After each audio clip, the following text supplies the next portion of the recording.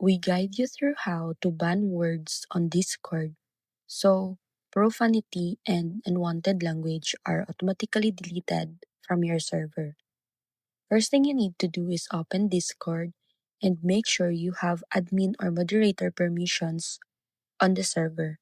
Next, click or tap the server name, go to server settings, then open safety setup or moderation depending on your layout. From here, enable auto mode and create a new rule. Choose block custom words, then enter the words or phrases you want Discord to automatically filter and delete.